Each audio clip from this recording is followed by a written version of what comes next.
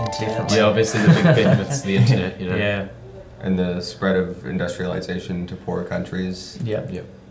which allows much higher employment in those countries and allows them to produce more efficiently. I'd say probably the most important kind of technological advance that we've had in like the last 40 years is just like the massive changes that have been happening to consumer technology. You know, consumer technology now is just so much more different than it was, and it's changing so much more quickly. You have just a massive revolution in how we consume things. Globalization too, if we're going quite far back, like if you talk to any of your parents, they always, at least mine have said that there was such little variance in products before maybe the 80s that it kind of felt almost Soviet. You know, there were maybe one or two cars people had, you'd have to apply at the post office to get a license to have a phone installed in your house, just things like this. Like, I mean, yeah, like, or, you know, they never had sushi or things like that, you know, that you just take for granted. Although at the same time, globalization could lead to less product differentiation if there's like sort of foreign producers that can produce really, really efficiently. And so they produce really cheap, really good products that dominate the market, which is good, but it does lead to less product differentiation. Not everything would have been made in China back in those days. Exactly. It's kind of moved from the made in Japan to the made in China. I remember we had a computer, and that was New Zealand made. Wow. We used to have computers? Yeah, so, you know, and that was quite, you know, that was a big, bulky 90s computer. But, you know, now that would never be the case because it's all... Yeah, that's really strange because, you know, thinking about it now, you kind of think of New Zealand as a very primary industry-driven nation, you know. It's weird to think that, you know, in Wellington we used to make shoes, and now, you know, we've got such an influence on, such a emphasis on dairy and... I think we always did though. I guess it's just we did the other stuff because we kind of had to. And now with globalization we can kind of just focus on that primary stuff rather than working into secondary markets. So it's kind of primary industries are actually a surprisingly small amount of the New Zealand economy. I think they're like 5% of GDP or something. It's mainly service industry,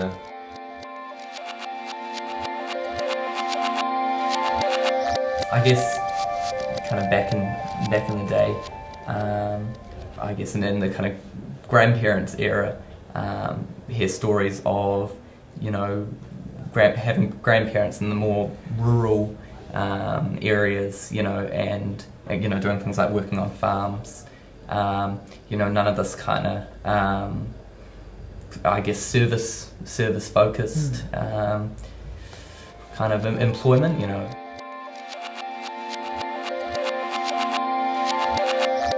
I'm just seeing with like technology changing. I'm like thinking about like years and years ago. We didn't have those like electric trains we have that run on electricity. We used to have steam powered trains running on charcoal and all. But now with the electric trains, I mean, it's a lot more environmentally safe, but also it makes things a lot easier with traveling from one destination to another instead of having to take like a vehicle and getting caught up in like traffic jams or anything like that. And for me, it makes commuting a lot easier from traveling from Railmany all the way here to Wellington and then back again.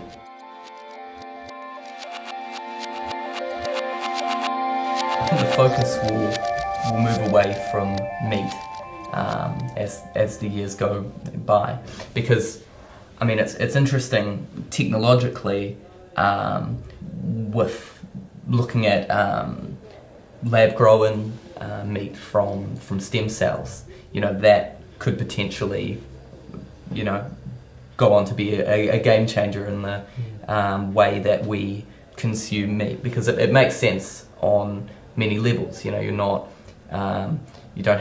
keeping cows which are polluting the environment through methane emissions, and you're not. They also eat a lot of grains, so they're really inefficient in terms of food production.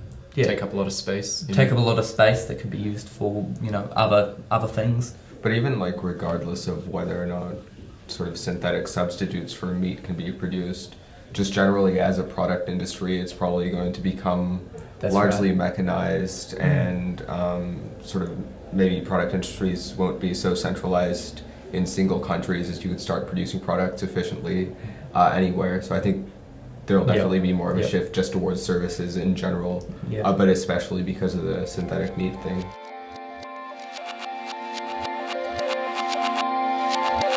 I think it's changing. I don't know how big the change is, but I think it's starting to change now. I mean, I think the Kiwi idea of, you have maybe like a lifestyle block and you have a big house and you have a backyard that you mow every Saturday. That's kind of drifting away a little bit as the population kind of moves into a new age, like with kind of our generation and last generation moving forward. I think that kind of cultural idea of wanting kind of like a plot for you to say is yours it's kind of going away a bit. I mean, this is completely anecdotal, but my sister and I, we always thought, it'd be cooler to live in an apartment than it is to just live on a house in the suburbs, like stuff like that.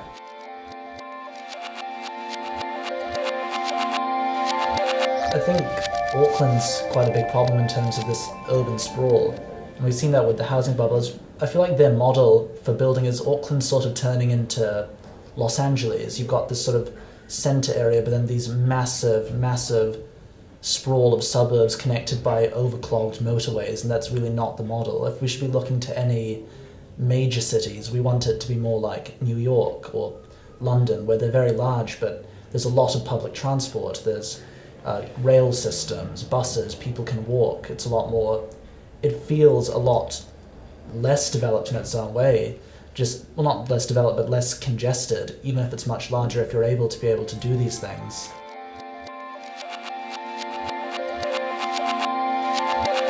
So in terms of like social investment, I think something that's going to be really important is making sure as the economy shifts towards requiring more and more science and technology jobs, I think the government really needs to step up education and also needs to make sure that young people in New Zealand are invested in better, especially kids from poorer backgrounds. There needs to be a sense of support through the primary and secondary years and in early childhood education that brings kids into allows kids to get into those fields and contribute, to kind of the growth that New Zealand hopefully will see. I think particularly in the area of foreign relations and international relations, what I would really, really love to see in the next few decades and in the next few years is see New Zealand on a global stage become a really progressive and proactive player with regard to climate change. I think this is one area where we can really, if we work at it, be on the right side of history. I feel like New Zealand has a history of that as well. I was, in the studies I've done, I've been really proud of the stance various governments in New Zealand have taken with regard to nuclear testing in the Pacific. That was a time when we were really on the right side of history. And from what I've read, for example, in the upcoming Paris climate talks, the New Zealand delegation is toying with the idea of arguing to make the emissions targets non-binding.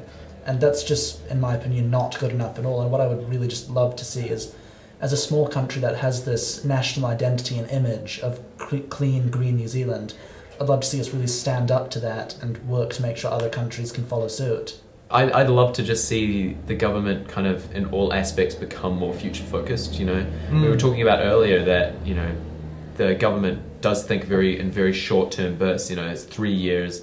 You got to work to think in those 3 years what you can do, and then go up for re-election and see if you can get the next 3 years. It feels like it's a really short term ideology that we have with our government. And in terms of urban planning, in terms of climate change, in terms of education, I think we need to start thinking on a broader scale, past kind of a generation, but on a multi-generational scale. We need to start thinking of how we can solve big issues that are facing our country in exports, and in how where people are gonna live, and why they're gonna live where they're gonna live, and how we're gonna develop and solve issues that are facing us. I think we definitely need to think on a broader scale rather than quite a small scale, thinking about is dairy going to be good? Is dairy going to be good for us in the next 5 years? We should be thinking, is dairy going to be good for us in the next 50?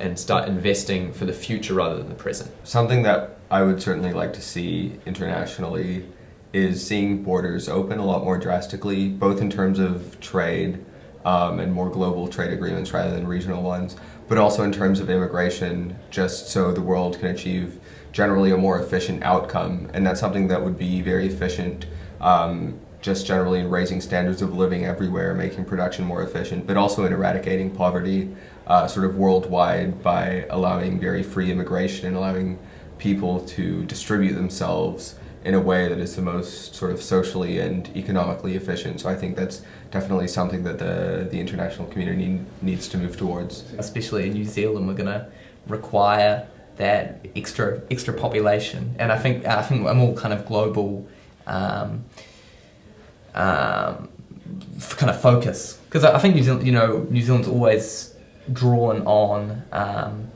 the talent of many immigrants from around the world, from England, from China, and I think as we go ahead into the further into the 21st century, we need to be drawing off that, especially within aging population.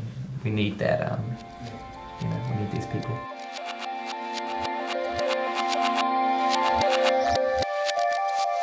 Pipe dream technology. What I'd like to see is sort of like the airline equivalent of the electric car. I'd like to be able to fly overseas without feeling guilty. Another really cool thing I'd like to see is, this is totally just being a consumer of technology. It's like, I'd love to see the Internet of Things, because everyone's all promising, oh, we'll be able to have like lights that are turned on with Wi-Fi and you can just use your phone as a central hub. I'd like to actually see that. I'd love to be able to tell my phone to like lock my house and then it'll do that, or tell my phone that I'm going to sleep and it'll do everything for me. That'd be really nice to make being lazy a lot easier. Or even, and this is way down the line, but a move away from physical interaction with technology to, we were talking earlier about how technology has become a lot more refined and a lot smaller, but just generally sort of with cloud computing, some sort of connection, I don't know, to a chip implanted in your brain. Imagine being able to watch movies like with your eyes closed.